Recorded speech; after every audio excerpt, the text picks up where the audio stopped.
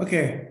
Good morning, Teresa and Helen, and good evening, colleagues. A warm welcome to you from the Institute of Academic Development at King Fahd University of Honors. We do appreciate really and really value your interest and your active participation in that events and activities, and we always look forward for your valuable feedback. We are so pleased to have with us Tracy and Helen, distinguished speakers on the subject, which is ePortfolio. They do have an impressive record of achievement in academic developments, and we are really thankful for accepting our invitation. And I think without taking much of their time and your time, I will just leave the floor for Helen and Teresa. It's all yours now. Thank you so much, Dr. Saeed. We're so grateful to have this opportunity to join you today. We really appreciate you taking the time out of your evening to be with us. We've been really excited about the opportunity to share our ideas and certainly appreciate your patience as we know this session was rescheduled. I'm Helen Chen. I'm a research scientist in the Department of Mechanical Engineering and a co-founder of the Integrative Learning Portfolio Lab at Stanford University. I'm so thrilled to be able to be joined by my good friend and colleague, Dr. Tracy Penny-Light from St. George's University. And I'll go ahead and let Tracy introduce herself as well. Hello, everyone. Good evening. It's a pleasure to be here with you this evening. And again, like Helen, really grateful to have the opportunity to share this thinking with all of you. As Helen mentioned, I'm the director of the Leadership and Excellence in Academic Development Division, or LEAD Division, at St. George's University in Grenada in the West Indies. And I'm also the president of the Association for Authentic, Experiential, and Evidence-Based Learning, or ABLE, which is the international community of practice of ePortfolio practitioners and researchers. So we're both thrilled to be here with you tonight. So in today's session, we'd really like this to be as interactive as possible. Please feel free to use the chat to pose any questions you might have. While one of us is speaking, the other will be monitoring the chat. And if appropriate, we'll pause during the session to answer any questions that you might have that come up. We'll also be providing our contact information at the end of the session. Should you have any additional questions that come up afterwards that you're thinking about, we would certainly be delighted to connect with you over email, LinkedIn, but also just have the opportunity to continue this conversation.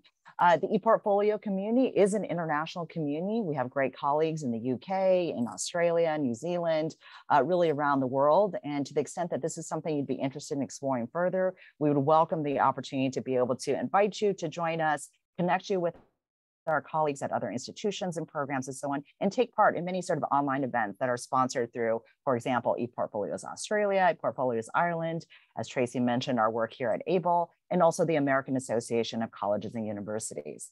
So with that, I'll go ahead and get us started by introducing you to what we are planning for today. So what we're hoping to cover is actually to introduce this idea of a threshold concept. And Tracy's actually going to speak more to this, and some of this idea of the threshold concepts may be already familiar to some of you.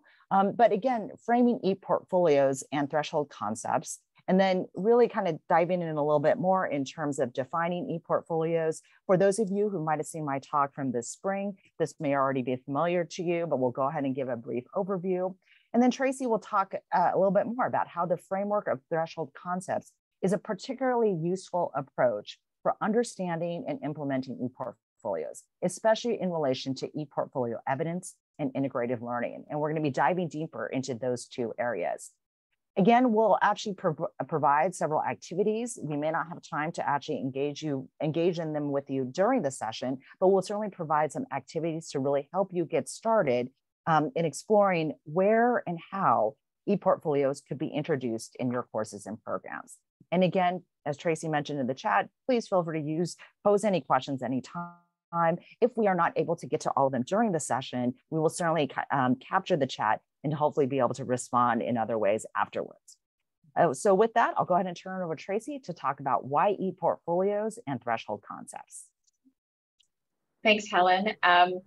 Helen and I have worked together for many years, and quite a while ago now, in 2011, 2012, we authored a book, co-authored a book with our colleague John Idelson called Documenting Learning with ePortfolios. And in that book, we proposed an ePortfolio implementation framework. And that framework really came out of work that we were doing with our colleagues at multiple institutions, and recognizing that there was a need for us to help step people through their thinking around implementing ePortfolios in their own context. And so I think some of the key features of the framework were really focused on what today we might refer to as backward design, an instructional design model, where we start with defining learning outcomes, and then from there think about what other considerations and contextual factors need to be taken into account.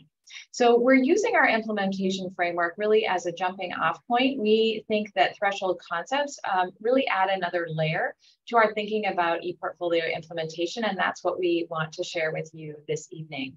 This is new thinking for us, and but it also comes right out of our work with our faculty colleagues across universities in the international context. So we're quite excited to share it with you. So when we think about ePortfolios as a threshold concept, really what we're aiming at helping you to understand is when we think about implementing ePortfolios into our context as instructors, as faculty members, it's a threshold concept unto its own. So a threshold concept you might be familiar with, this is usually an instructional challenge, some kind of content or material that's traditionally difficult for our students to understand. We think ePortfolios are a threshold concept for students, for sure, but they're also a threshold concept for faculty members, because it forces us to have to think about the kinds of ways that we want to engage our learners in documenting their learning and the kinds of evidence that we're asking them to produce. And so we're going to speak about this in more detail in a few slides, but we wanted to just give you a little bit of a priming for today's talk. The contextual factors that you see in the circles in green surrounding ePortfolios are really the areas that we know and have observed faculty members need to really take into account when they're designing ePortfolios for use with their students. All of those contextual factors really help to produce the evidence of learning and the integration that we want to see in a student's ePortfolio. So in order for students to cross this threshold, faculty members need to do so first. We've seen that when that doesn't happen, generally the ePortfolio implementation is not successful. And so we're going to share with you our thoughts on how we can help you cross the threshold so you can use ePortfolios effectively in your own context. So to give you a sense of where we're going to get started, we wanted to pose some framing questions for you so that you can think about them as we move through the session. Keep them in mind, and definitely let us know if there are things that pop up for you as you are listening to us share this perspective over the next hour and a half or so. So you might think about one or two learning goals or outcomes that you want to achieve by the end of your course program in using ePortfolios. So really, where do we want students to get to? What's the end goal for them once they leave our course or our program? And how might the ePortfolio be helpful in having them document that learning? We also want you to consider how you know that students have met the goals or outcomes. What kinds of evidence would you need to see to convince you and reassure you that in fact the students have achieved what they need to achieve? And I think this is particularly important for us when we're working in accredited programs. I'm here at a medical school in Grenada, so we have very clear outcomes that we need our students to achieve in order to enable them to be effective professionals. And so what do we need to see them able to do in order to feel assured that in fact our course designs are working effectively? We also want you to consider the evidence, as I mentioned, that your students currently produce and also that you would want to see produced in a portfolio. We want you to, as I mentioned, be thinking about whether you are convinced and reassured by their evidence. As a historian by training, this is something that really stood out for me in my early ePortfolio work, because I recognized that the evidence that I was asking students to produce of their learning were very typical of the discipline. So students wrote lots of history papers and usually took an exam at the end of the course. But I wasn't assured really that they were actually able to do the work of a historian. And so that led me to think about the ways that the ePortfolio might enable me to have them produce different types of evidence that was more meaningful and authentic to actually working in the discipline itself.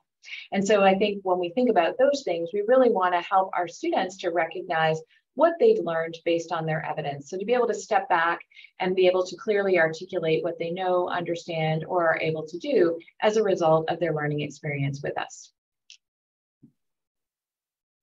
So here's an overarching prompt for you to consider as we continue forward.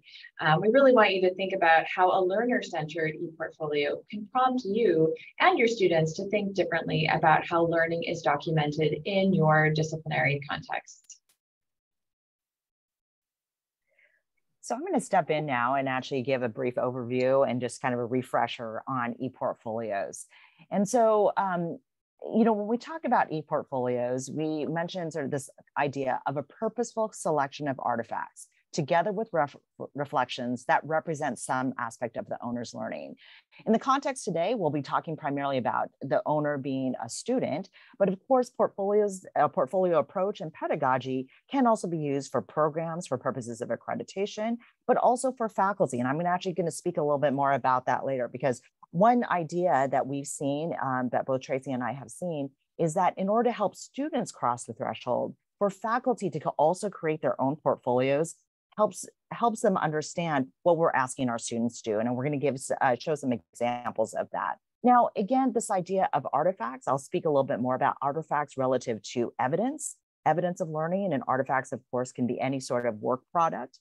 And then reflections is what sort of brings this all together, the meaning making that goes along with this, that instead of, when you think about a portfolio, it's not just, I'm going to copy and paste, let's say my resume or CV and put it on a website, or I'm just creating a scrapbook, or it's a folder on Google Drive or on my desktop that has all my stuff in it. And it's a bunch of PDFs and Word docs, and that kind of thing. What is it that makes it into a portfolio? And we would say like a story about one's learning, one's experience, one's knowledge and skills. Now, the idea of building a culture of folio thinking is really providing those structured opportunities for students to create those learning portfolios, but also reflect on their learning experiences, emphasizing integration, synthesis, and self-understanding. And that's where we think integrative learning comes in. So as we think about this, the outcomes of an ePortfolio, that you have this collection of digitally represented artifacts that foster the documentation of practice, reflection, integration of experience, alignment to goals and or standards. That's again often the case, like with something like, accreditation outcomes, and then really promoting deep learning and knowledge transfer. And that's really where the over time comes from, that it's not just a one-off assignment, or I just do this in this one particular class, but the opportunity and benefit of portfolios really lies in that growth over time and being able to see progress. So this idea of reflection for learning, there's actually been some interesting conversations among our ePortfolio colleagues around, can reflection be evidence of learning? And this piece by Carol Rogers from Teachers College in New York talked about 4 criteria for reflection. So that it's a meaning-making process. It's something that is systematic, rigorous, and disciplined. It happens in community. And that's one unique feature of portfolios is that by making it visible, particularly in a digital platform, you can actually solicit feedback from a variety of stakeholders, not just stakeholders that are geographically close to campus, who you can invite into your classroom, but now, of course, with these online platforms such as Zoom and so on, that you can engage with, let's say, alumni from around the world. People, your graduates, go off to different places and so on. This is a way for them to potentially engage with your students about the work that they're doing. And I think alumni are always eager to be able to engage with students in ways that don't necessarily involve donating money to the institution. And then lastly, this idea that reflection requires attitudes that value personal and intellectual growth. And this certainly relates to this idea of that growth over time. We know that education is changing. We know that when our students graduate, that's not the end. It's like they just get the degree and then they're done. But in the context of lifelong and life-wide learning, the need for continuous, learning and development over time. When you have platforms such as LinkedIn Learning, we know that higher education institutions are not the only game in town now, that there's a lot of competition, for learners, especially after they graduate, and that it's not just degrees now, it's certificates, it's badges, and what is that? What are the implications of those things for higher education? How do we help our students develop those skills? I do want to actually briefly talk about, again, if there is any sort of theoretical framework for ePortfolios, it would be integrative learning. The idea of helping students to integrate their learning across contexts and over time, building those habits of mind that serve them throughout a lifelong learning career. And then again, helping them make informed judgments that in the conduct of personal, professional, and civic life, that really what we're hoping to do is educate our students to address the challenges that are faced by our society, but also in terms of becoming good citizens and supporting our world, our work, everything that we do. So with that, I'm going to actually turn it back to Tracy to talk about the threshold concepts more specifically. Thanks, Helen. So hopefully that gives you a little bit of a sense of some of the key features of ePortfolios. And now I'll talk a little bit about the features of threshold concepts. You might be familiar with this idea in your own discipline. Basically, a threshold concept, as I mentioned previously, is a core idea. And when I say core idea for the discipline that's conceptually challenging for learners to grasp. And once they do grasp the challenge, it radically transforms their perception of a subject. So although these particular concepts are difficult to learn, understanding the threshold itself is really important for mastery of the field that we're speaking about. So let me just share a couple of examples of threshold concepts with you.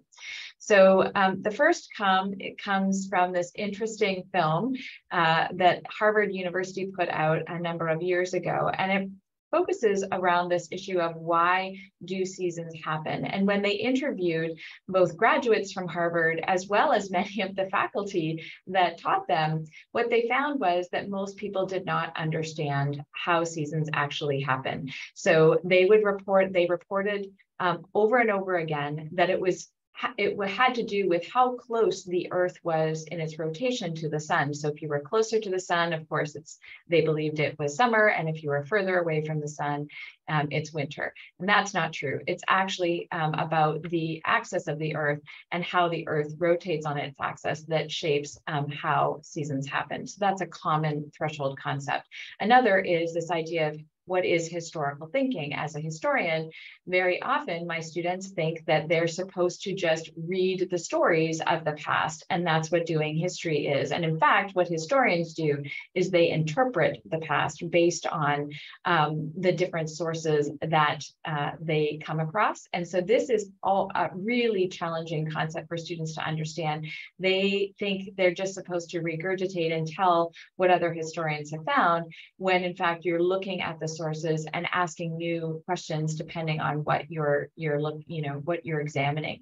And so these are two examples of, once you've mastered these concepts in astronomy, in the first instance, in history in the second, really changes how you understand the discipline. And to give you an example, in a history context and ePortfolios, we were able to see how students had cross that threshold and we're able to understand history as interpretation, not history as a source of facts. So if we think about threshold concepts and ePortfolios, what are, well, first let me just share again some of the key attributes of threshold concepts. The idea that they're troublesome, that as I mentioned, once you understand it, they transform how you understand the discipline. You can't undo your knowing of a threshold concept, so it's irreversible. It's an integrative concept. It helps you to understand a whole discipline, and it's bounded. So if we think about threshold concepts and ePortfolios, Helen and I have also been thinking a lot about what are those thresholds that are difficult for faculty to cross as they implement ePortfolio, which is a new approach for most people to their thinking about student learning and how students would document their learning and help us to understand that they've met the outcomes. So if you go to the next slide, please, Helen. As I mentioned earlier, we've been thinking about threshold concepts as they exist for faculty related to evidence. And so there are a number of contextual factors, as I mentioned earlier, the green circles that surround the ePortfolio that have to do with the faculty member themselves, the students that they're dealing with in a particular context, the discipline that they're working in, the learning environment, and the institutional context. And all of those things have some role to play in the evidence of learning and integration that happens for the student. They're all factors that need to be taken into account. And so when we think about ePortfolios as threshold concepts, what we've noticed is that in the event that a faculty member hasn't really considered all of the variety of things that need to be taken into account in order to implement the ePortfolio, then it's likely to not go well. You know, if the faculty member, if there's misalignment between the faculty member's teaching philosophy and the discipline and how it's taught, that could be a challenge. If there's a mismatch between what the students think they're going to be doing and what the faculty member has designed for them, again, there could be challenges. And so needing to think about all of these various pieces is essential in the process. So let me just elaborate on that a little more and give you some examples. So if you go to the next slide, please, Helen. So here are our different contextual factors that play into ePortfolios as a threshold. And if we think about activities specifically, and Helen's going to click, that sort of surrounds and frames the ePortfolio itself. So if we think about the faculty member first, we might ask them to think about, as I mentioned before, their teaching philosophy, how they design activities that really align and best suit their philosophy of teaching. We aren't all the same as instructors, and so how do you make those choices to ensure that it's going to be authentic for you as the faculty member? How do you choose activities then that will produce the kind of evidence that will assure you with a particular philosophy that the students have achieved the outcomes? I'm not the same as my other historian colleagues. The kinds of evidence that I want to see might be slightly different than what would be meaningful for them. Similarly, if we think about the students, you can click again, Helen. We want to think about what activities will best engage them. So of course, we want to think about our own philosophy, but the students have to be taken into account as well. How will they engage with the ePortfolio and with the activities to generate the evidence that's needed? What will make the learning meaningful for them? And as Helen discussed, meaning making is a central part of ePortfolio practice. And so we really want to help them to make meaning out of their learning and then be able to move forward in their next steps. What kinds of evidence will they produce of their meaning making, and how can the activity itself, the product of that activity, the evidence, be transferred to other learning contexts? And I think this is an important consideration for students today, as Helen mentioned, being able to take their learning and take it between and among contexts is really essential. We also want to think about the discipline. So what role does the discipline play in shaping our thinking about activities? How are the activities relevant to the disciplinary context? Are they enabling students to develop discipline-based competency as they complete the portfolio? Are the activities themselves understandable in the context of the discipline? So, you know, again, being careful about not choosing activities that would be so far outside the traditional disciplinary context that they wouldn't make sense to either external accreditors or to the students themselves. The learning environment is an important consideration. So thinking about how the various contexts, the learning environments that you're in might shape the way the students have how they address and take up the learning activities. So for instance, do you have a large class, a small class? Will the class be held online, in person, or a combination? How does the ePortfolio complement the learning environment? For instance, add value. And then finally, the institutional context. We might consider the ways that the activities help us to achieve institutional goals and maybe part of the mission, the vision, the values. Which institutional stakeholders might be interested in the evidence that's produced by the learning activities. And so again, all of these factors can be thresholds unto themselves. And so helping faculty members to really think about how they can frame their own thinking about ePortfolios around learning activities. And there are other thresholds as well, will be really helpful in ensuring success. So if you go to the next slide, please, Helen. So this is a ePortfolio activity as threshold concept in my course, History and Film. If you click to the next, I had to do all of the same kind of thinking with respect to this particular threshold of learning activities.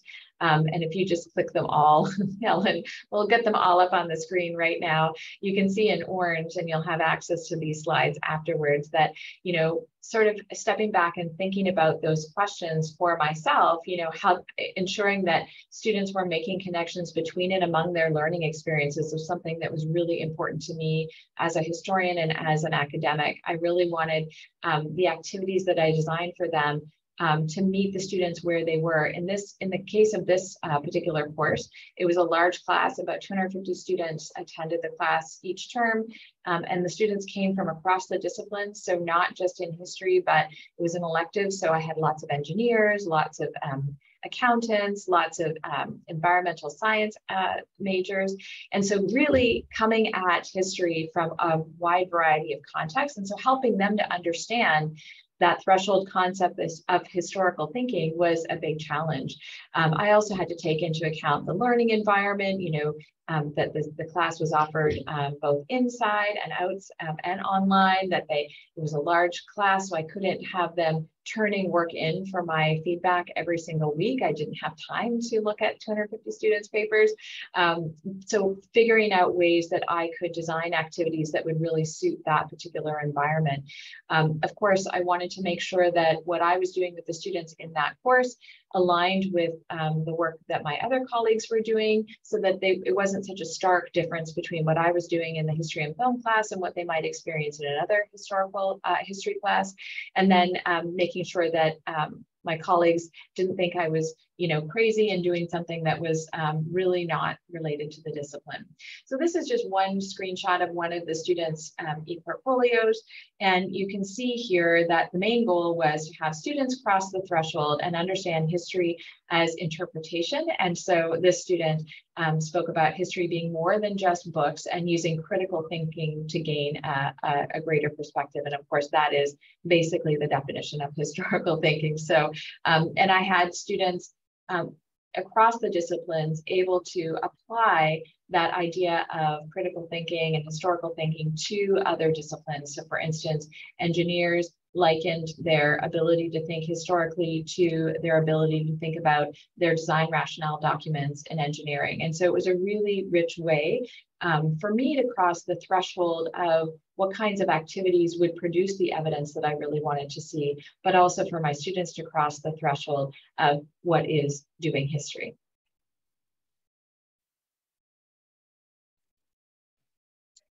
So Tracy has just explored the kind of the contextual factors that contribute to how we cross the threshold with ePortfolios. The goal of today's workshop is really to help you as faculty and instructors explore how ePortfolios can support your students.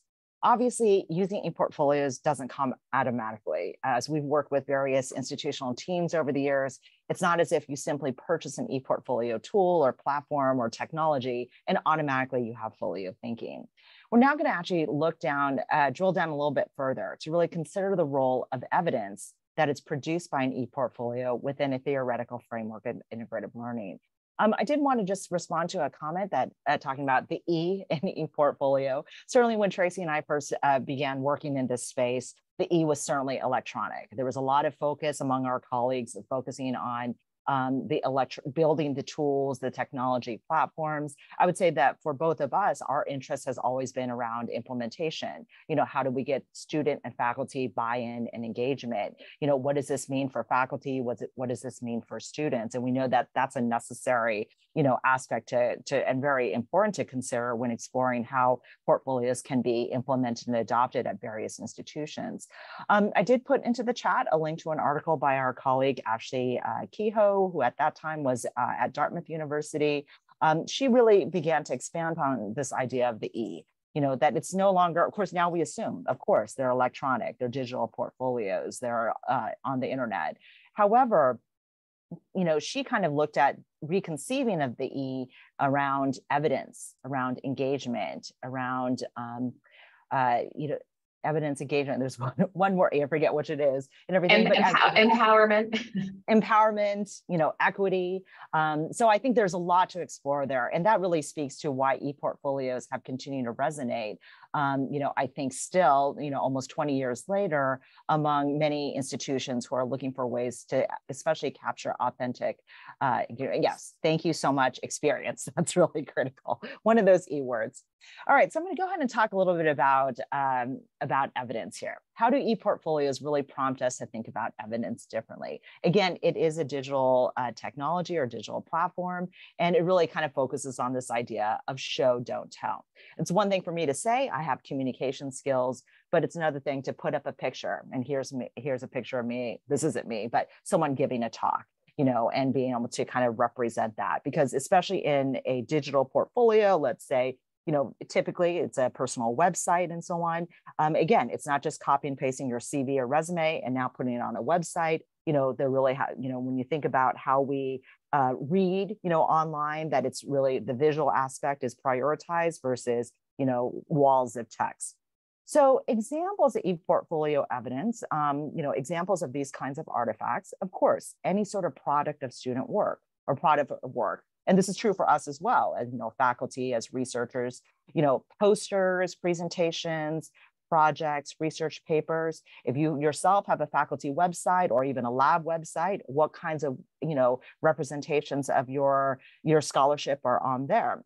Course modules, oftentimes for graduate students, they include, teaching evaluations, other forms of thought leadership, whether it's social media, science Twitter is definitely a thing.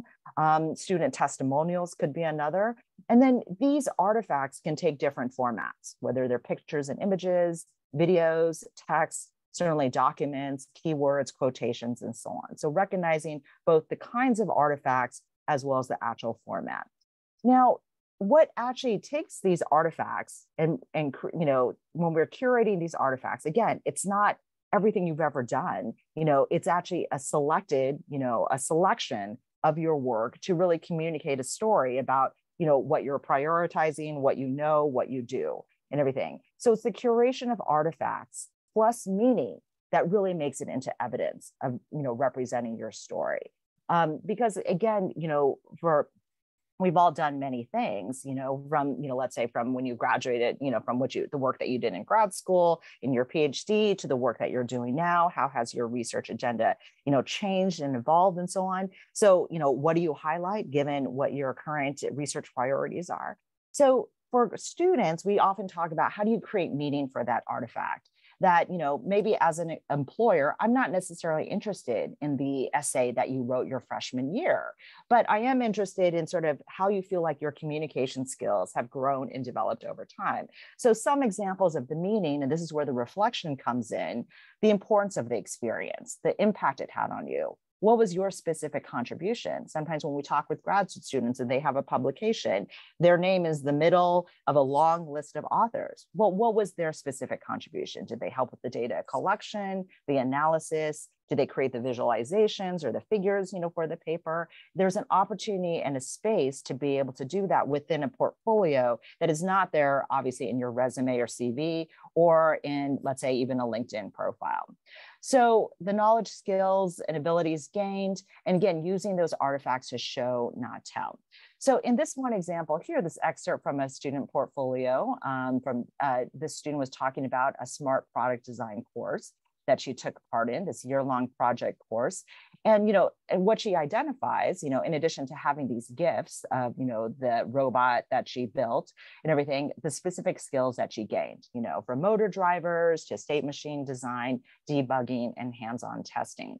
Again, this is helpful, in terms of representing, in the portfolio, but really more so, and we're going to reiterate this throughout, is that the process of creating a portfolio, that reflective process, we believe, has benefits to students in ways that may not necessarily show up. There's the product, what you see in the portfolio, but then preparing them for job interviews, preparing them to apply for graduate school, that because they've gone through the process of creating the portfolio, made it visible, for outside people to provide feedback on, that they would go in to a job interview better prepared, even if that employer did not look at the portfolio as at all, because a lot of the skills that they've gained are in here, that they are able to better articulate what they know and what they can do. Tracy, I don't know if you have anything to add to that, that idea.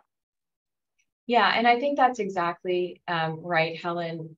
And I think this is one of the most challenging things for both faculty and students to address in their ePortfolio implementations, how to create the conditions where we're enabling the students to practice making meaning of their artifacts, give them feedback on it, and then ensure that when they are finally communicating, this is what I know, understand, or I'm able to do, that they have wrapped around that artifact the meaning that they have taken from it. So it's not just a list of here are my skills, but rather here's what I can do with these, here's where I started, here's where I ended up.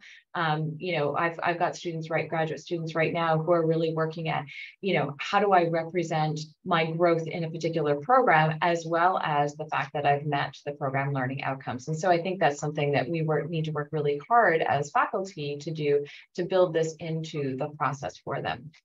Mm-hmm. Okay. Thanks. So again, I mentioned this idea of integrative learning as sort of a theoretical framework for ePortfolios, and I'm putting into the chat a link to the actual rubric that comes from the American Association of Colleges and Universities. So value is their valid assessment of learning in undergraduate education. These are sort of introduced perhaps more at an institutional level, but certainly have been adapted and adopted for individual programs, departments, schools, and so on. So I think it's a use, they have a whole set of several rubrics for each of the outcomes of a liberal arts, essential outcomes of a liberal arts education. But some of them, of course, when we talk about quantitative literacy, intercultural understanding, oral communication, and so on, these may be, potentially a useful reference if you're not already familiar with them. So again, to cross the threshold and use ePortfolios well is really an iterative process. And what we'd like to do now is kind of step you through some of the steps that you can take to explore how ePortfolios could be adapted for your discipline, your context, as well as your students in a course or a program. We're going to start with this integrative learning framework that in particular, the dimensions that we'll focus on today are connections to experience and discipline, transfer of learning, and then reflection and self-assessment. And we're going to give a few examples of each one, and also some resources for you to experiment with as part of your own design process. And so where we're going to start actually is with connections to experience and connections to discipline. So what I'm going to go to next is really, as I was, as Tracy and I were preparing for this talk, I had an opportunity to look at the mission, vision, and values on the King Fahd University, webpage and so on, and really saw there, the commitment of the institution to graduating leaders who are knowledgeable, skillful, and productive. And then these additional values really representing the institutional context in which this work is happening. That is certainly one point of view. And then another perspective, of course, some of you may be familiar with the ABET outcomes for accreditation of engineering programs. These student outcomes, focusing on things like identifying and solving engineering problems, applying engineering design, communicating effectively, teamwork, and so on. There's actually a lot of overlap, I think, with these kinds of, overall outcomes being recognized as skills that are important for our students to be, and our graduates to have as they go on out into the working world, regardless of what their particular discipline is. But of course, with these outcomes and with these goals and with these values, how do we know? How do we know that students have achieved these outcomes? What kind of evidence would we hope to see? As like Tracy was talking about earlier, what kind of evidence would we see and would say, yes, that student has achieved those goals, or this student, as they're leaving my class, they have those skills and they're ready to move on to the next course. How can we be persuaded and reassured that, that we have achieved these goals? And that's, of course, again, where evidence comes in. So now I'd like to share an example from of a capstone, a senior mechanical engineering capstone project. This is a portfolio from a student who's now currently a master's student at Stanford in mechanical engineering. There was a question earlier about what do these portfolios look like? We're going to be sharing a couple different ones throughout the rest of this workshop, to just give you some idea. Many times portfolios do take the form of websites, and students are just using free website building tools, whether they might be, if they're in sort of computer science, they might build it on GitHub. Certainly they could use Google Sites. There are, again, a lot of free sort of website building platforms. For institutions who have an interest in assessment, they may actually purchase a vendor, platform, because the benefits of vendor platforms, of course, is you have more of a back end for generating reports, for accreditation and things along those lines. That's a separate conversation about tools. Happy to have that at a later time if that's of interest. So the example I would like to share with you, though, is Mackenzie's capstone project. And here, so this is one example of an artifact or an experience that she's included in her portfolio. In this case, the Mahwah Roof project was a team-based project. The goal was to design a thermally regulated modular roof to ensure that their external sponsor, Mahwah Modular, can provide dignified long-term shelter for Syrian refugees in Jordan. So the outcome was they decided on this hinged pyramid, which incorporated these triangular panels. So this is a picture of them actually building it. She talks here in this portfolio about the process, the user and market research, some of the specific features that they identified, relocatable, ease of assembly, thermal regulation, and so on. And I thought this was actually particularly interesting when we talk about, this idea of how can, if we look at one of the ABET outcomes, how can students design and conduct appropriate experimentation, analyze and interpret data, and use engineering judgment to draw conclusions. In this example, she provides three candidate designs. This is the one that they went with, but these are the two that they thought about, but decided not to. So again, insights into her process, insights into how she and her team addressed this problem. And again, the final design here, from a visual sort of design standpoint, the idea of having this GIF, certainly makes it more interesting, but then also has these additional sort of insights into the process. The last thing I just want to point out are the skills that she learned. So this is also where the reflection and self-assessment comes in. What were the takeaways, the application of engineering fundamentals, FMEA, and also woodworking. So again, this is a capstone project in mechanical engineering. How she was able to, again, articulate, even though she may never be asked to build another, sort of modular structure, but what are the skills that she identifies as things that could potentially be applied to a different position, a different problem, in the future. All right. So in terms of really thinking now then about where one could begin in terms of thinking about sort of where portfolios could fit in potentially in your courses, is this idea of, this sort of approach called journey mapping, to kind of systematically think about the milestones of the student experience by mapping your educational journeys. So when you think about, again, what this map might look like, really giving attention to what kind of evidence is being produced, how does your discipline and the learning environment shape student learning? What are students feeling at each time point? What are the barriers and supports? And where are the opportunities for reflection and connection, such as knowledge transfer?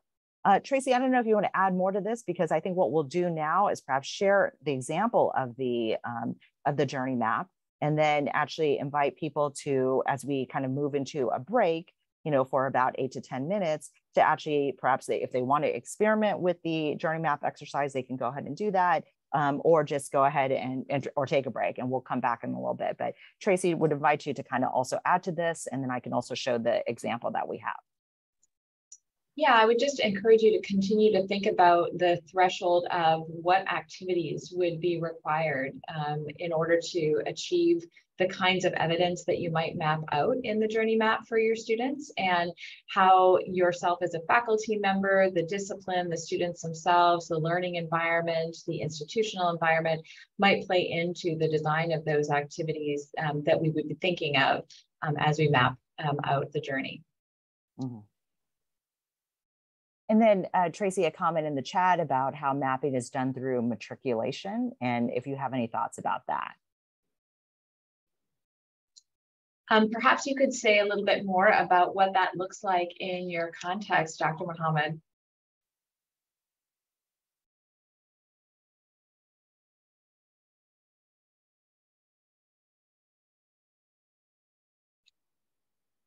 So perhaps Dr. Mohammed is typing, or certainly could unmute. In the meantime, I'll go ahead and show an example of sort of a journey map that if you want to experiment to this.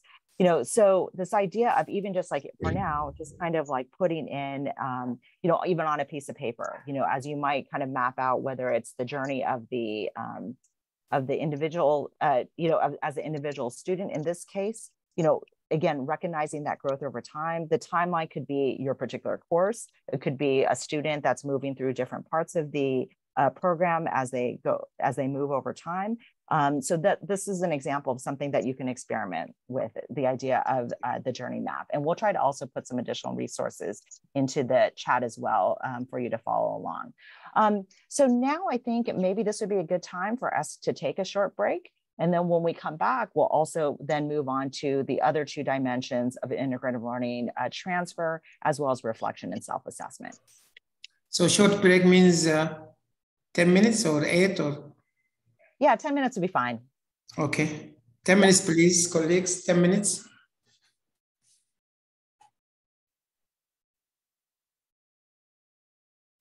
If somebody's going to be around and ask a question, I think Helen and Tracy will be glad to respond. Yes. Yes, we'd be happy to. Yeah. Absolutely. And I'm wondering if by mapping through our matriculation, the intention or the meaning there is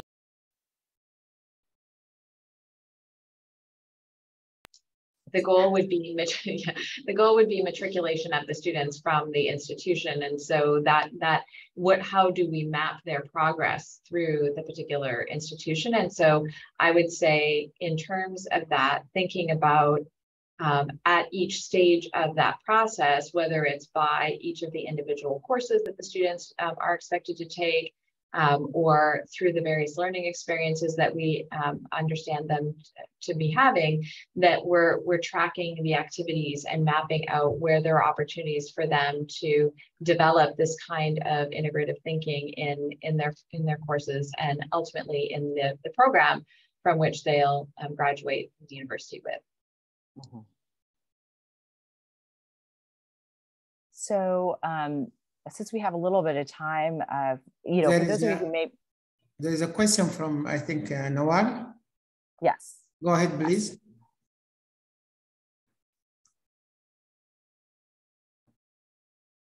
So about task stream. So again, I'll go ahead and start us off, and then Tracy can also jump in. There are many different kinds of ePortfolio platforms, or sometimes they're learning management systems or assessment management systems that also have ePortfolio features. TaskStream we've seen actually some consolidation in the vendor space over the last, 5 to 10 years. And so on. TaskStream now I think is part of Watermark. Is that right, Tracy? So, and again, TaskStream and some of the other big ones like TK20, I think, and so on, are kind of assessment management systems that also have ePortfolios. Now, again, there will be disciplinary differences, are sometimes, and on any given campus, you may have nursing, you have education, and they're interested in using different tools. It's sometimes challenging to find one tool for the entire institution. So I think in terms of, from your perspective, whether it's, as an individual faculty member or chair or dean or department administrator, trying to first understand like what kinds of, what are the needs of your programs, your students and so on, and then see, what tools would be most appropriate. They run the full range, certainly for an individual faculty member who wants to just experiment with portfolios in their particular class. It's very easy to start with free. You don't have to necessarily pay. It could be Google Sites. It could be any sort of free website building tools. And then, but if you're looking for something that's at, let's say, more institutional level, wanting to generate, assessment results or reports and so on, that's where I think we see many institutions deciding to go with a vendor-hosted solution. Tracy, I don't know if you have anything else to add there. Yeah, I mean, I think just exactly what Helen said, and also we would encourage you to, of course, think about the tools that you might have available to you for this kind of work, but really all of the tools can do what you want them to do to some degree or another. I think what we would argue is that it's really important to think through the various contextual factors and the various thresholds that you might have to cross with the students and plan things out in advance. And this is can be where the journey map is really helpful, so that you can then make an informed choice about which of the tools might allow you to engage the students in the way that you want to engage them in your context. Mm-hmm. Mm-hmm. Dr. Khan, thank you so much for your example there. That's helpful to see. I think, again, it speaks to, sort of what are your specific needs for your class? What are the needs of your students? Using something like OneNote, I think is certainly, functional, and also provide, looks like, looking at your syllabus and everything you want to have on here, certainly helps. It maybe operates certainly similar to like a learning management system. Yeah, and one thing about that as well that I noticed in Dr. Khan's OneNote example is the topic, what stood out for me was the topics to be covered. And so I would ask the question, what evidence that the students have covered the topic to the extent that you want them to, what evidence of that is there, so that you can be thinking about what would I need to see them producing. Maybe it's in your whiteboard, maybe it's in some of the assessments that you are giving them, to feel like they're understanding those topics and have learned them at a level that is appropriate for the level of the course that you're teaching. Mm-hmm. Mm-hmm. Tracy, I wonder if you might tackle this question about how do you make this more meaningful in theoretical courses? Yeah, and one thing that I've certainly worked with faculty on before, particularly in an engineering context, was helping the students to understand how they could transfer theory to practice. So one thing that was happening at the university I was at the time in some of the engineering courses is students being a little bit perplexed about why they needed to understand some of the theoretical information. And I asked the faculty members, is this applicable in industry, or how will they use it upon graduation? And of course, the theory was applicable. And so it was a matter of the faculty members giving the students opportunities to practice applying the theories to different case studies or scenarios, and then thinking about how they could complete their assignments, bringing in the theory related to the practice. So that helped the students to make more meaning out of why they were learning formulas and things like that, because they weren't sure initially.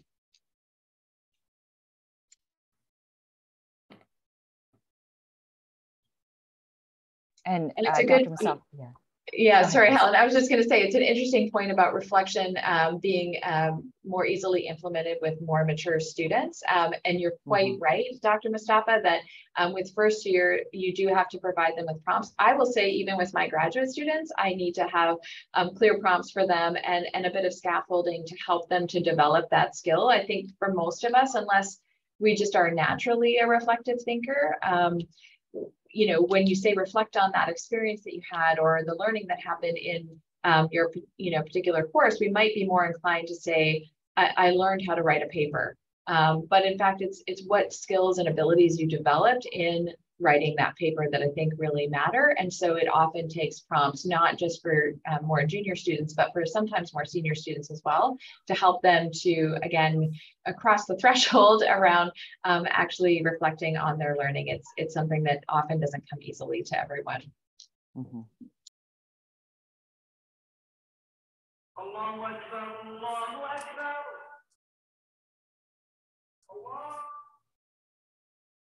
So Yeah, so Dr. Mohammed, I think, ePortfolios for multi-section courses among different colleges. I mean, I think we've seen that, we have seen those different kind of implementations done.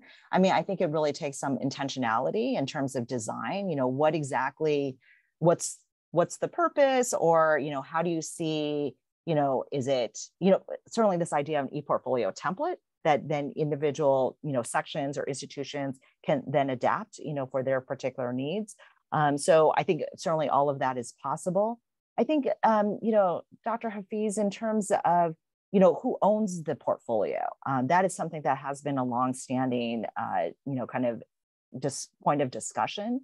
On one hand, institutions may be providing, the portfolio platform, or faculty asking students to kind of complete this. Ideally, the idea of like a professional professional digital presence portfolio, which I'll speak about a little bit later on, is something that, what is is the portfolio potentially a record of one's own learning that they carry with them, throughout, let's say, all the courses in a particular program or department, but maybe also after they graduate. That when we think about some of my work with our university registrar has been thinking about how do we redesign the traditional academic transcript? What does the record of learning look like after a student graduates? Is it LinkedIn? Is it your CV resume? And so on. And then again, is it necessarily every single course, or is it just a first-year experience and a senior capstone? We see many different ways of doing this. Tracy, I know you've had experience with this as well. Yeah, I mean, I think the main thing is, again, paying attention to those contextual factors. I don't know if you want to bring that one graphic up, Helen, that we shared at the beginning. Whether you're thinking about the portfolio as belonging to the student in the context of one course or through a full program, I think those same contextual factors need to be considered. And we need to think through what kinds of evidence at what point in the learning process do we want to see from the learner themselves. And so this is where I think it can be challenging, and it's a process. I would say that thinking about the kinds of evidence that we want our learners to produce is something that is not perfected probably on the first try. And I think I'm thinking about the multi-section courses as well, really having everybody to think carefully about what would a template look like that crosses multiple sections of a course, and then how do the individual faculty members, how do we set them up to use the template well in their various contexts. So in the environment in which they're working. And so I think, again, thinking about these various factors and then the different thresholds that might have to be crossed in order to help everyone to really be on the same page is sort of what we're getting at here. And it's not a matter of tick the boxes and all will be well. It does take some thinking and rethinking on the part of us as faculty who are scaffolding this process for our students to ensure that it's going to be done well.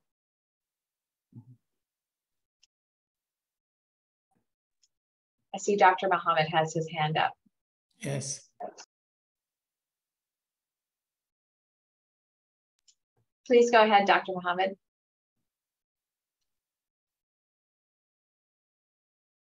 Chan Mohammed, you raise your hand. He's muted. Might be he doesn't know he's muted. He can unmute. He can unmute himself if he wants to. Yeah, unmute him, please, if you want to speak. Chant.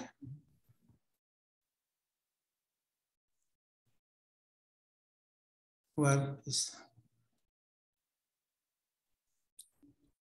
continue. Yeah. Okay. All right. So Dr. Mohammed, feel free to use the chat if we'd happy to entertain your question. So thank you, everyone. Welcome back. We'll go ahead and continue here. So where we'd like to move to next, we just talked about, connections to experience as well as connections to discipline. And where we'd like to move to now is looking at transfer. The idea of transfer of learning, I think, has been a topic of great interest, to many, especially when we look at some of the early work around the learning sciences, John Bransford and colleagues' work on how foundational work on how people learn as really kind of being sort of the work that we draw upon here. But here again, the rubric dimension being described as how the student adapts and applies skills, abilities, theories, and methodologies to new situations. Again, moving from the context, the transfer of learning and skills from one context, whether it's within the classroom, to, let's say, a context outside of academia, you know, whether it's the workplace, through internships, jobs, and so on. What I found sort of, you know, in thinking about this idea of considering, you know, how we take outcomes, whether they're global competencies or ABET, you know, student outcomes, let's say at that system or national level, and how those are then operationalized, you know, at a particular institution, you know, such as King Fahd University, you know, down to the specific college or school, to the department or program. And this is also where sometimes ABET outcomes come in here. What does it mean in aero-astro versus mechanical engineering versus, you know, industrial systems engineering, you know, down to the actual course. And then the course, and then the assignment that produces the artifact that we're going to hold up and say, this is an example of students' competency in oral communication or in teamwork.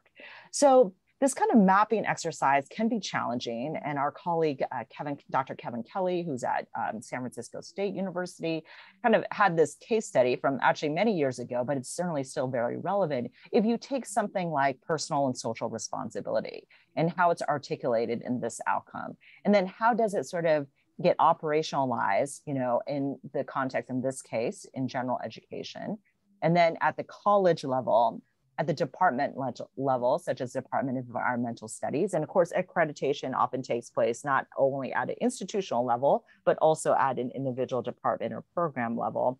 And again, the specific course, you know, for as an individual faculty member, let's say I'm a faculty member teaching an engineering fundamental course, you know, but there are many of us that teach statics, let's say, you know, how we sort of take those department outcomes and then we may each put our own flavor on them. And then again, the assignment that produces the artifact or the evidence. Now, what we've seen, you know, I know there was a question about multiple sections, let's say, of a particular course, that you may have something called a signature assignment, where that even though each course and each faculty member is actually operationalizing these, you know, outcomes for themselves based on the particular focus of their course, that there may be sort of a common assignment across a signature assignment across all this, so that there is some, you know, if there is some kind of, you know, collective kind of submission in for, you know, purposes of assessment or for in a portfolio, that there's something that can provide like a more benchmark comparison. I don't know, Tracy, you know, in terms of your experience with signature assignments. Yeah, I think again, it's really important to get faculty who are teaching that multi-section course together to have the conversation around what is that signature assignment going to be, creating the templates, and then making sure that there's a process for all of the students in all of the sections to actually complete that particular assignment and produce the evidence in the portfolio. And, you know, again, this is the challenge for us, I think, as faculty is that we're very busy, and this takes a little bit of time to really think through carefully all of the various factors that might be at play. And even if you don't get it right the first time, if you're kind of moving in that direction, I think that's the kind of thinking that we're hoping to encourage you to take on today, so that you're able to be set up for success in your own context. And as Helen mentioned before, we're really happy to follow up with anyone after today's session if you have specific questions about your context and how you might design for a portfolio thinking and evidence production in your own context, so that we can help to set you up for success. Mm-hmm. Mm-hmm. So when we think about transfer, you know, what are the different contexts in terms of we're hoping that our students will transfer their knowledge, skills, and abilities to? You know, certainly we have these grand challenges of engineering, you know, when we think about sort of, especially the global and climate challenges that our world is now facing. You know, the UN has their, I think, 17 Sustainable Development Goals. And of course, in Saudi Arabia, Vision 2030, you know, these are, I think, are well recognized. And again, what we see, there's more overlap in these sort of grand challenges, these goals for sustainable development, you know, that we need our students to be well equipped and to be able to, you know, put their minds to and their skills to addressing these big problems that, that our world is facing. The World Economic Forum has also, in their recent Future of Jobs report, articulated these top 10 skills that are necessary.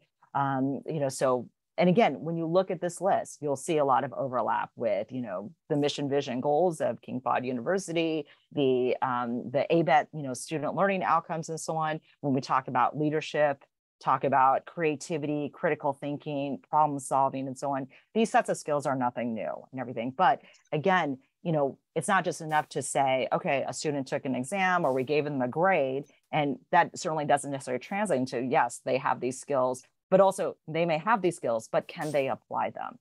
How would they apply them? And I think, the other sort of outcome from the World Economic Forum report about skilling and reskilling, that half of all employees will need reskilling by 2025, especially as adoption of technology increases. This really, I think, speaks to all of the needs, the recognition that, that education is not going to stop once they finish their time with us here at university, whether it's grad school or undergrad and so on, the need for education will continue. And what role is higher education going to play, all of this, especially when there's so many more competitors out there, whether it's companies that are now, companies have their own sort of teaching, learning academies, learning and organizational development. They have all of, LinkedIn Learning, all of these various things. So what can we do? What is the role of higher education in all of this? So Helen, can I also just weigh in there? I think in terms of these skills, and you'll all have them for your own programs and at your institutions, thinking about, again, going back to evidence, if our goal is to enable our students to really transfer their thinking and their learning from our programs into their future careers, what kinds of evidence ought we have them produce as they're learning in our disciplines in order to prepare them to be able to demonstrate that they do have these skills to employers and to grad schools after their graduation. And so I think anything that we can do with the portfolio to give them that opportunity to practice, to get feedback, to reflect on how they are developing over time is I think, really where the value of the ePortfolio work lies. All right. So, as we kind of think about this idea of transfer, I'd like to share this other student portfolio of an alum, from Stanford and with her master's degree, and how she's chosen to kind of represent the experiences that she's had. So this is an example of a professional portfolio. And again, from her, let's say if I go to her homepage here, she's again a mechanical engineer. From this is actually a portfolio or website that she might include on her resume or CV, her LinkedIn profile. And if we look at her portfolio of experiences, well, I guess we go down here, she's kind of articulated her areas of specialty: mechanical design, human-centered design, mechatronics, teaching, and leadership. But if we go to her portfolio here, what we begin to see actually are, some of the, if I connect it back to those ABET outcomes, the ability to acquire and apply new knowledge as needed, using appropriate learning strategies. And these are experiences that come from both inside and outside of her, academic experiences, as well as those outside. And especially when you think about what are some of the unique experiences and opportunities that students have at your institution that they wouldn't get if they weren't students at your institution. And so here, in this example, here's a course that we have at Stanford called, building it's a bike design course and so on, where they actually go and build the design and build a bicycle frame within our product realization lab. Again, getting a sense of sort of her process, the problem solving, the design side of things. And then another example I just want to point out is, so some of these are kind of course-related experiences, but this one, an experience in humanitarian engineering and social, entrepreneurship.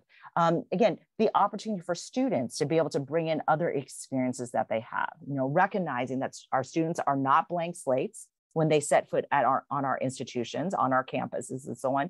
And is this an opportunity for them to bring in other experiences so that they can make them visible to those within the academic, whether they're academic, sort of colleagues or contacts and so on, but, how do they kind of begin to also curate and bring in these other experiences, because this is what they're going to have to do over and over again, once they graduate, the record that they create for themselves, that we're all creating for ourselves after we, finish, school. So in this case, some images, of some of the need finding, the prototyping, the implementation they did, in this particular project. I think it was in Kenya. Okay. So with that, I'm going to go ahead and go on to our third dimension, which is looking at, this idea of reflection and self-assessment. Here, it's defined as the student shows a developing sense of self as a learner, building on prior experience when responding to new contexts. We see reflection as being foundational to all of our ePortfolio work. It's certainly one of the pillars that is sort of embedded throughout. And so, but where we'd like to pivot now actually is, recognizing this kind of, portfolios in relation to, as being critical to identity development, developing identity as a learner, as a scholar, as a researcher, as a professional. And that this is a cumulative process, and portfolios are uniquely positioned to be able to show growth over time. If you saw my previous talk, we talked about sort of this idea of the different kind of levels of implementation of portfolios, from an individual course to a program to a program/department to institutional, that we also have this other category of looking at an individual or digital presence. And this last portfolio that I showed you from Lisa, I think is an example of that. But oftentimes when Tracy and I speak with faculty and institutional teams, about introducing portfolios to students, we also encourage them to consider creating their own portfolios so that they can better relate to and understand what they're asking their students to do. So, in conversations I have with students on developing a professional digital presence through a website, I often highlight portfolio thinking, having those opportunities to kind of really think about your experiences and how they come together. Digital presence, what is your online presence? If someone Googles you, what do they find? Your story is already out there, and should you take an active role, to really look at that, or at least know what is the story that's already being told about you online. And then this idea of storytelling, really employing digital storytelling techniques. This is important not only for our students, but also especially for us as faculty, as researchers, as grant seekers, as scholars, as well as educators. So this next slide that I'm going to share is one that actually I share with students, but I'd like you to consider how this might apply to you and, what you're doing, how the process of creating a digital presence can really help you, again, reflect on your experiences, your aspirations, your career goals, allow you to really know yourself, allow you to communicate your experiences, that you yourself are documenting your learning. How have you developed as a teacher, as a scholar, as a researcher, and how does that get communicated, to potential funders, and so on. How you might appeal to different audiences, whether it's you're presenting to colleagues at your disciplinary conference, you are, pitching an idea to a potential collaborator or funder, and so on. That idea of authenticity, alignment, and consistency. And not just only how you tell your story, but how do others tell your story? That oftentimes when we network and when we meet colleagues at conferences or meetings and so on, we're hoping that, in having that conversation, let's say it's over lunch or whatever it might be, that colleague might go back to their home institution and say, hey, I just met, Dr. Mohammed, and he's doing this really interesting work. I think it'd be great for you guys to connect. And here's his, his website, his LinkedIn, his email address, whatever it might be. The opportunity to practice, oftentimes, when we might go to an event and someone says like, well, tell me about yourself. What do you do? What are you working on these days? The opportunities to practice that. And so much of that now is practicing telling that story online. We're meeting for the first time via Zoom. What am I learning about you? What can you convey, through this kind of channel versus an in-person channel? And of course, we need all of those skills now together. And And then again, lastly, this idea of crossing threshold. And maybe I'll go ahead and turn it over to Tracy to answer, kind of explain that. Yeah, I think what we're getting at with this last piece is that it's what we've recognized is it's very difficult for us as faculty members to have empathy for our students as they work through this process of sort of articulating what they know, understand, are able to do if we haven't done it ourselves. And so certainly in our conversations with colleagues, both in the ABLE community and beyond, we are really hammering this point home that if we're going to ask our students to do this kind of evidence, engage in this kind of evidence production in a portfolio, we really ought to understand what that process is for ourselves, and that'll enable us to help them be successful as they're working through it. It's one of those things like, you often say, I know a good one when I see it, and it turns out creating a really clearly evidenced portfolio is more challenging than it sounds. And so kind of working through for ourselves what our digital presence tells us and what evidence we have to support who we say we are, I think helps us to have that empathy and to really design better activities and beyond for our students. Thanks, Tracy. So the example that I'd like to share now is actually from Matthew Liu, who was who's currently an associate professor in electrical engineering at Washington University, St. Louis. And he was a PhD student at Stanford and participated in our ePortfolio program for graduate students. And, in talking with him earlier this year, he posed the question, well, would anyone feel, do you feel like your CV is an adequate representation of who you are as a professional? Would you be content to introduce yourself by just handing them your CV? Now, again, there's mixed feelings about that. I mean, maybe it's your CV is comprehensive. It's like everything you've ever done and everything. But in terms of it's also like pages and pages and pages and so on. So we talked a little bit about, again, where he started as a graduate student was building out his personal website. Where he's now really focusing now is on his lab website, where he actually can also promote the accomplishments of his like graduate students, his postdocs and so on. Now, again, if you were to Google Matthew, you might find different kind of profiles in his digital ecosystem. So he has the ORC ID, which is linked to all of his, publications. He has different profiles, Google Scholar, Publons for completion of journal reviews and so on. There are citation metrics. There are aggregators of information about patents, grants, scholarship, and so on. But really, now, he has his personal website and his lab website as sort of like the hubs, where, so if I go to, for example, his, personal website here, he has, all of the different profiles that he's on, his lab, his website, academic family tree, LinkedIn, Mendeley, and so on. Now, one thing I think that is interesting as we think about how we might represent evidence in new and interesting ways. Here's his lab website, where he has certainly his students, the values of his particular, his lab and so on. Again, what are some things that you can represent or share about yourself that wouldn't necessarily be appropriate for, let's say, LinkedIn?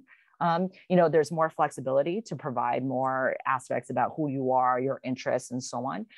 What I find also very interesting, though, is like from his publications page here that, that he works in photonics. So the idea of including not just, for example, the article, the link to data or code that could be on GitHub, but also a video abstract.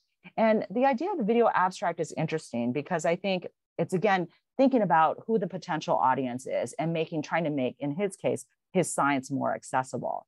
That, from his, project, there is a short video. He's contemplating whether or not he wants to include some of these, like, his work is very visual. Could he include some of those visuals onto LinkedIn? As another way to increase the audience and accessibility, of his work.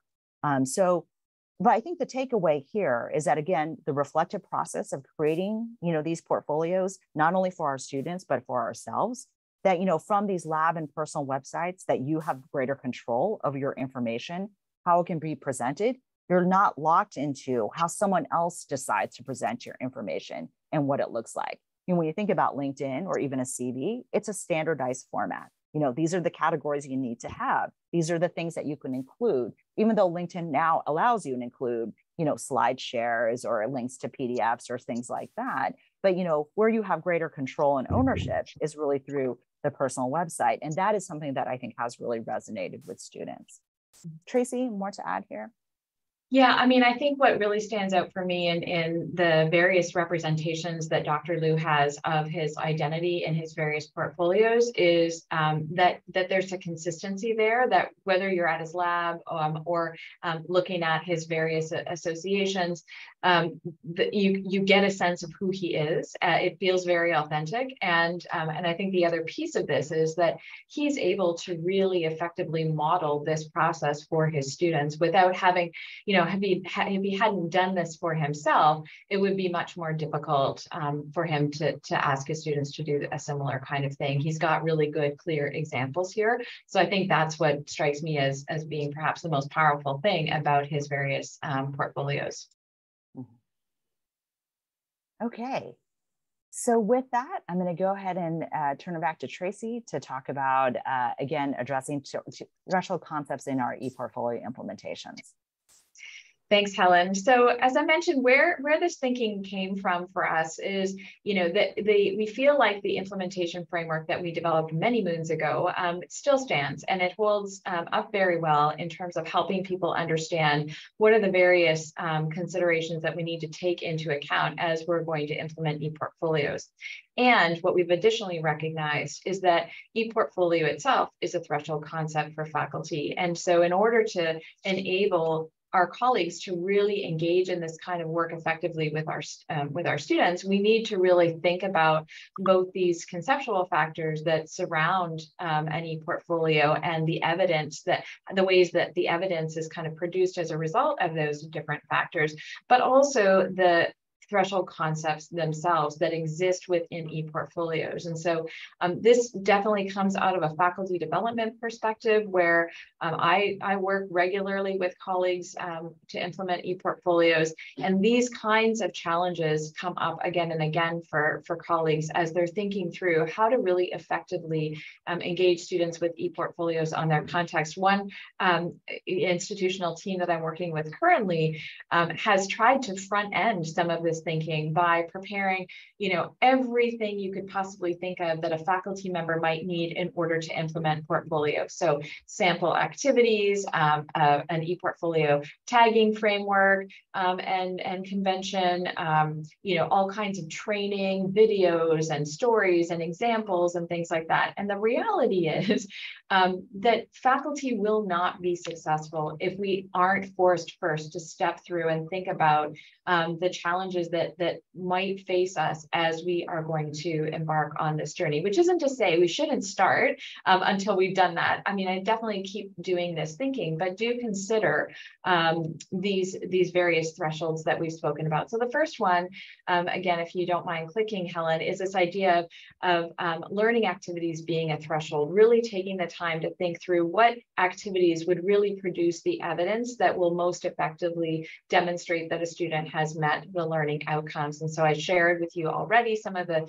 thinking and questions that we might ask ourselves related to all of these contextual factors as we think about learning activities as a threshold concept.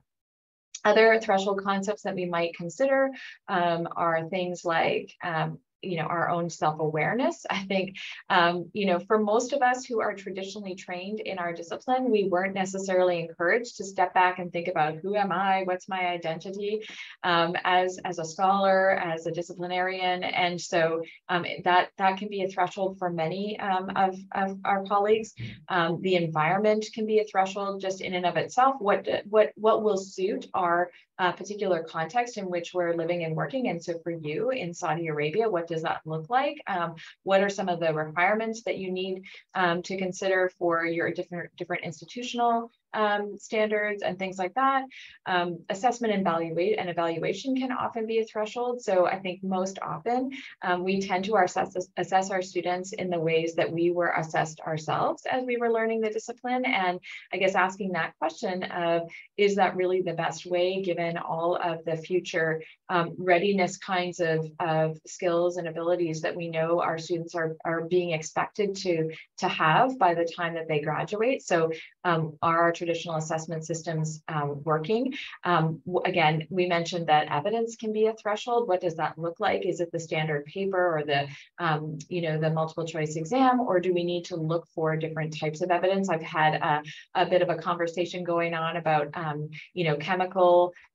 complex chemical processes, and how would we really share evidence and see how can we see evidence that students really understood the complexity around a particular diagram, and what are some of the various ways that we might engage them in producing that kinds of evidence and beyond. I think there are probably lots of thresholds that you can think of that we might have to consider as we're working to implement ePortfolios. And so if you click to the next one, Helen, one of the things that we're working on is this: what does this constellation look like? And as you can see from our early work, many of these thresholds cross different of the contextual factors. So activities, I think, doesn't show as well here, but does cross for students, crosses faculty, crosses environment, discipline, and so what does that constellation of threshold concepts look like? And how can we really ensure that you as faculty members are set up for success in your ePortfolio work so that you can ensure that the students are successful in turn?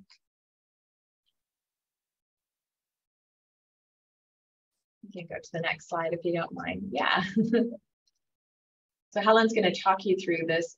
One way that you might think about this is the why, how ladder. Yes. All right. So I'm just popping into the chat the links to, I know there was an interest in seeing the portfolio links, so I put them all in the chat now. Tracy, I think we also have a link from our our run a show. We have also a link to the why, how laddering information. So I want to make sure that gets into there as well. All right, so I'm going to talk through this why, how ladder, which is one strategy to help us tie everything together. This process was developed by the Stanford D School, the Hassel-Plattner Institute of Design. And a why, how ladder is helpful in helping to flesh out the needs that are both meaningful and actionable.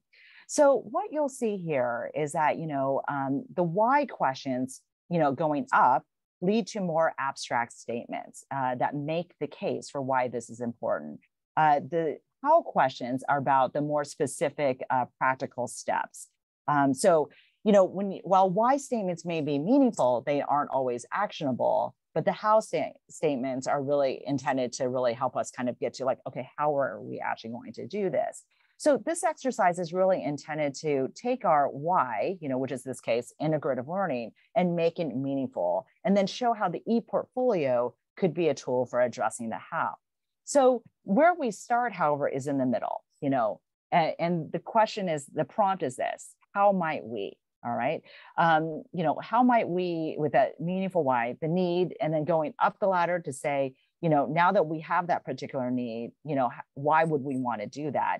And then, kind of keep going. Now, this could sort of go endlessly and everything, but it's a useful exercise I found to kind of help us like thinking about how do we make the case for why this is important? And then also, how do we make, how are we going to actually do this? Let's get down to brass tacks and let's figure out how this is going to work. So I'm going to go ahead and give you an example here. So if we're starting with this how might we question, how might we facilitate students' integrative learning across courses, experiences, and time?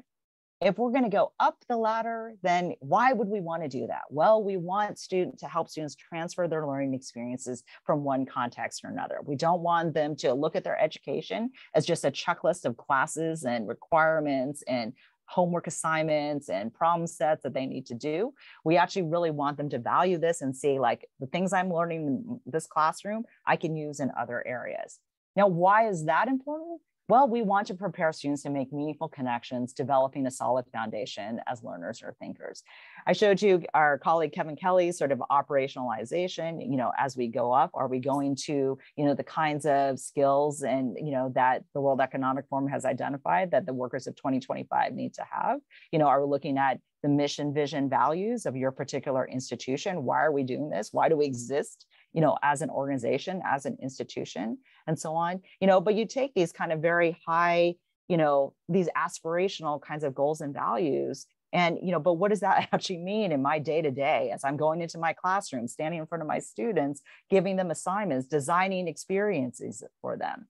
So if we again go back to that middle, how might we facilitate students' integrative learning across courses, experiences, and time? Well, so how do we do that? Well, one strategy, and again, this is drawing from my experiences working in the registrar's office, creating a record that really illustrates those formal and informal experiences where integrative learning is intended. These ideas of these high impact learning experiences, capstone experiences, first year experiences, undergraduate research, internships, community service or public service and so on, research, presentations. There's been great interest, I think, in this idea of how do we create a comprehensive learner record, and how does that learner record that may develop within a higher education institution connect to a learner, like an learning employment record, the LERs, that would carry into the workforce, and some of the discussions about blockchain technology. Do students need to rely on institutions for their records? Can they take a record for themselves, and have that with them and have be kind of validated and certified and all those kinds of things? So that's one direction. Another, again, the discussion that we've had today, how can we use ePortfolios as a tool to encourage students to document and assess those experiences, artifacts, and reflections that demonstrate integrative learning? That we want this portfolio to be owned by the student, that they would find value in it, but in the process of asking them to document, that we as institutions, as faculty, as staff, as instructors can also find value. And even though, in this situation, I shared Mackenzie, I shared Lisa, and then Matthew. They documented those experiences for themselves and so on. But as someone who is part of the educational system, looking at Mackenzie's portfolio and what she got out of her capstone experience, provides insights to me that I can share with the instructors for that course to say, this is what students are getting out of your class. How does this align with your own learning outcomes? Is this kind of evidence, unprompted, unsolicited, helpful to you as you're thinking about how you want to redesign or refine the course, or the assignment for next year? So I think, with that, as we hope that the why, how ladder could be a useful strategy as you consider where and how portfolios could be implemented to support your students. As we wrap up here, Tracy, any other sort of comments about these approaches or other methods? Yeah, I think it really comes down to being really clear about what outcomes we're trying to achieve, what evidence we want our students to produce of their learning, and then designing backward from there, thinking about what do we need to do as instructors to prepare ourselves to address the students where they're at, and then what do the students need to do in order to enable them to really make meaning out of their various learning experiences, and how can we factor in and provide opportunities for them to begin to practice transferring their learning between and among contexts. At the University of Waterloo, where I was for about 20 years, we had a large co-op program. And just in terms of this why, how thinking, we really wanted the students to be thinking about making connections between what was happening in their academic coursework and what was happening in their co-op work terms. And we realized in undertaking this similar process that it was as simple as asking them to tell us what happened on your co-op work term and how does that relate to what we're doing in the class today, and how might you represent that learning both in the class and both in the workplace in your ePortfolio. And that opened up all kinds of really exciting space for conversation around the connections between the workplace and the academic setting, and also the places where there was divergence between those two contexts, so that we could learn from the students' workplace experience in terms of how to better design some course courses for them to both prepare them to work in the workplace and prepare them to take their skills beyond and into their own context after graduation. So I think it can be a really fruitful kind of thinking to undertake. And again, thinking about this for you might also be a bit of a threshold concept. This isn't how I normally prepare my course, but sort of stepping back to say what might happen if I actually take this different approach to thinking about the content that I'm delivering to the students and how I'm going to effectively engage them with it. So I think you'll find it exciting. Great. Thank you, Tracy. So as we wrap up here, we'd like to invite you to participate in one more reflective activity. And so this is idea that, again, I gleaned from my D-School colleagues. And so what we're going to do is ask you to take 2 minutes to think and type in the chat, but do not hit enter yet. What are some takeaways from today's session that resonated with you? And what questions do you still have? So we'll give you about 2 minutes, to do this, and then we'll let you know, and everyone can press enter at once. And what you'll see is a chatterfall, sort of like a waterfall, only with chat, of everyone's reflection. So let's go ahead and do that. We'll do that for 2 minutes, and then we'll cue you when it's time to press enter.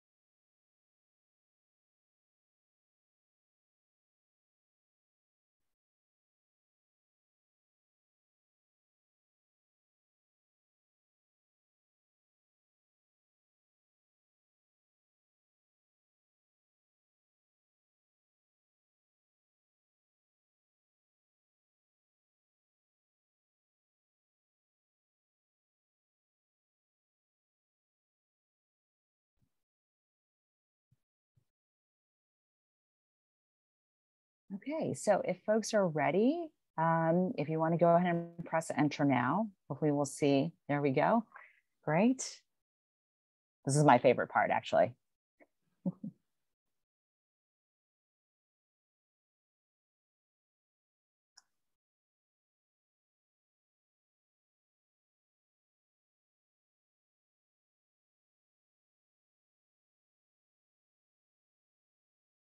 All right. So Tracy, as you and I, look at this, we can perhaps, I definitely see some questions that, are coming up. So we can kind of try to tackle those as they come in. Please, if you have not yet, please feel free to contribute and we'll continue responding to some of these questions. Yeah, I think the first question from Dr. Khan about what to share and what not to share with general public or on a website, this is such an important question to consider, particularly, for ourselves, of course, but also for our students. And how do we build in the thinking into the experience that gets them to be mindful about what they might want to share and they might not. And so again, that is a bit of an individual decision to make. However, I think as faculty members, we can help them to gain some skill in thinking about what story they want others to tell about them. Helen has some great activities around Google yourself and things like that to help students to figure out what kind of digital presence they already have on there. And that's also a great tool for us to do. Helen and I have done it for each other to see what shows up about us if someone else Googles us. So it is something to consider for sure. mature, and we want to take into consideration, of course, our disciplinary context. Some of us are doing research that is in progress or with industry that can't be shared. And so again, sometimes students just don't know what the rules of engagement are for our various disciplinary contexts. So I think helping them to understand and thinking through that for yourself as well is really important. Thank you for the question. Yeah.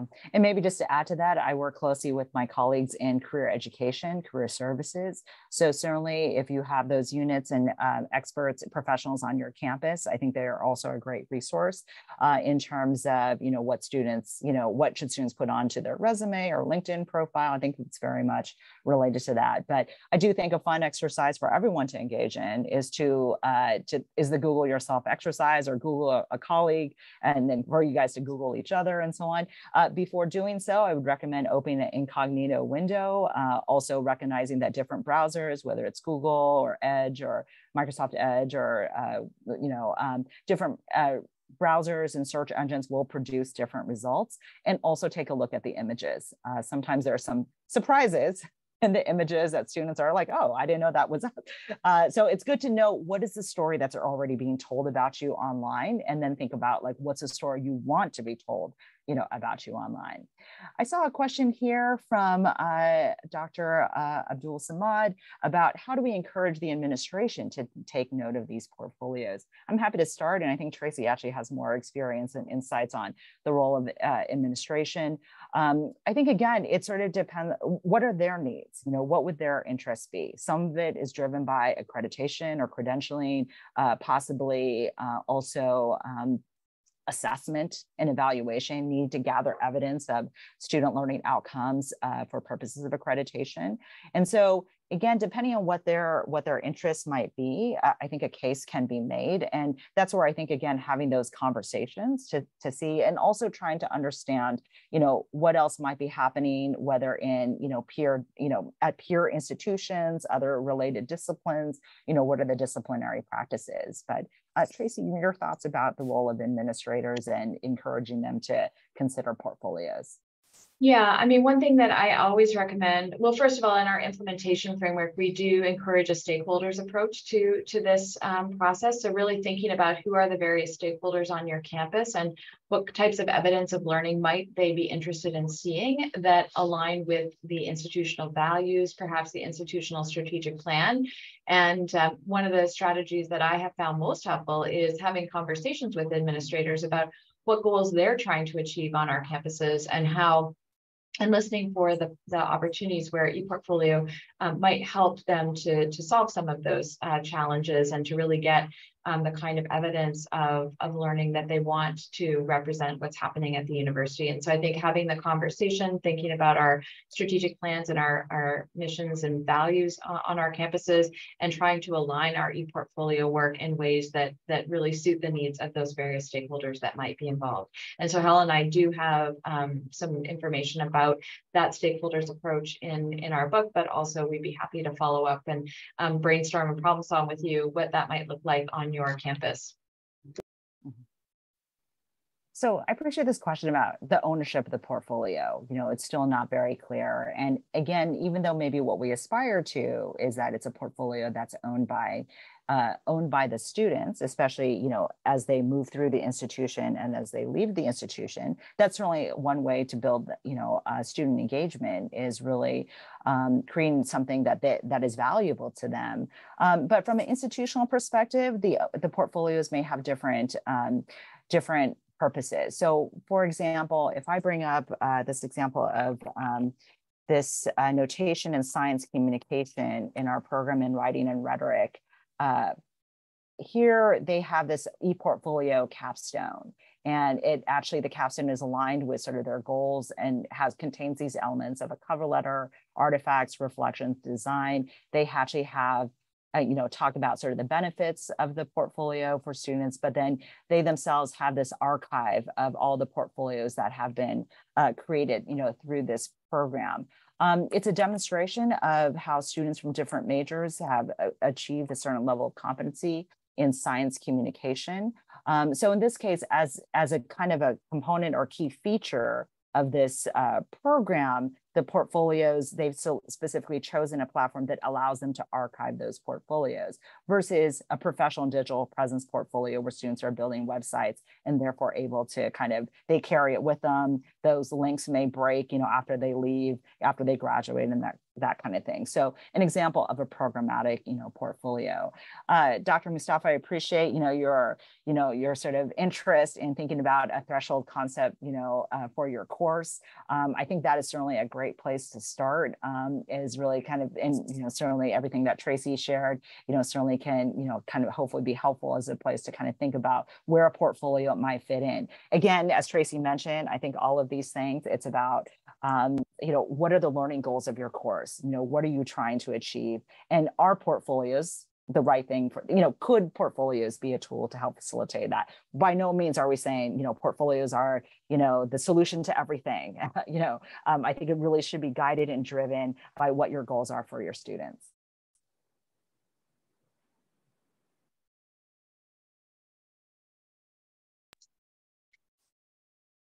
What else? So we'd be happy to clarify anything else if you have questions that come to you in the middle of the night after we've left you. Then please feel free to reach out to us. We'd be happy to chat with you. We really, as you probably can tell, are passionate about ePortfolios. I'm putting both of our emails in the chat for you, and you know, we really welcome your feedback and also your connections after this. So yeah, we just really thank you for sharing some of your evening with us this evening, and hope that this is helpful in prompting your thinking. Really lovely to get to share our passion with you, and we wish you all the best in your future ePortfolio work. Well, if you don't have questions from the audience, thank you for the interest. Thank you for attending. Please respond to our feedback questions. It's very, very important. And thanks a lot, Tracy. Thanks a lot, Helen. You know, this is the second time you accept our invitation. Thank you so much, and we'll keep in touch. Wonderful. Thank you, everyone. Thank you. Thanks so much. Take good care. Thank you. Thank you.